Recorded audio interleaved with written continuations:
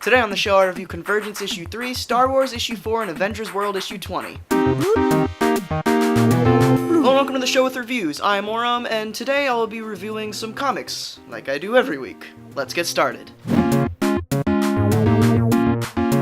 First up is Convergence Issue 3, written by Jeff King with art by Steven Segovia. Convergence, the event where next to nothing happens for an entire issue. For those of you that don't know, I decided to pick up Convergence as my first DC book and go from there, seeing as it would be spawning a bunch of new titles, and I figured I would need to know some stuff from the event to have a knowledge of what's going on. And so far, I haven't really been liking the event. The main book, which is the only one I'm buying, follows what I've gathered is the Justice League, or I guess the heroes from Earth 2 of the DC multiverse. But the problem is, the only character that actually interests me in the team is Batman. And, well, spoilers for this issue, he's not around anymore. And really there are only 2 or 3 reasons that I'm still sticking with this book. 1, it's my first DC book and I just kind of want to complete that collection. 2 is that it's an event and it's going to have really big repercussions, I'm assuming, on the DC universe from the titles to come.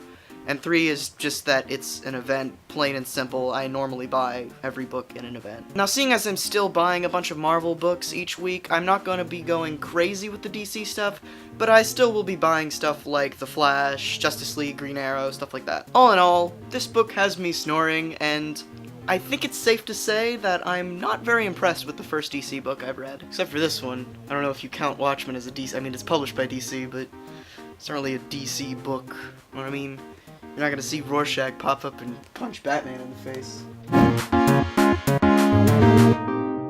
Next up is Star Wars Issue 4, written by Jason Aaron with art by John Cassidy. This issue was way better than the previous 3 combined. It started off slowly with some exposition, but then quickly ramped up into some awesome character development for Luke and Vader. This is also the first time that I think Vader has been written correctly in this new Marvel line of Star Wars comics. He has his own limited series going on right now, but honestly, it just wasn't very impressive, and I didn't think it did the character any justice, so I dropped it. My only gripe with this issue is that it mostly takes place on Tatooine. I'm getting pretty tired of that dusty planet. Oh, and the stinger at the end? Good lord, that was amazing. And last but not least is Avengers World Issue 20, written by Frank Barberi with art by Marco Cicchetto. This story arc is very interesting to me. It basically exists just to answer some questions that popped up after the 8-month time jump that happened in Avengers and New Avengers, but it does it in a way that makes these stories kind of seem pointless. At least that's what this issue did. The question that is mainly focused on in this issue is, how did Shang-Chi get his multiplication powers?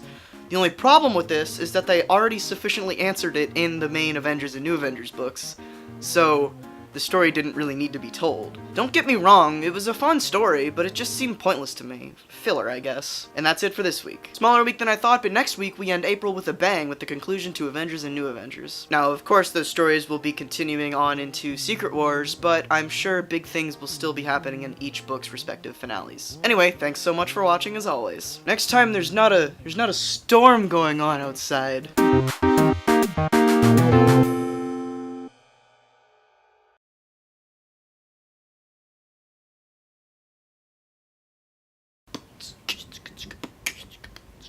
Thunder.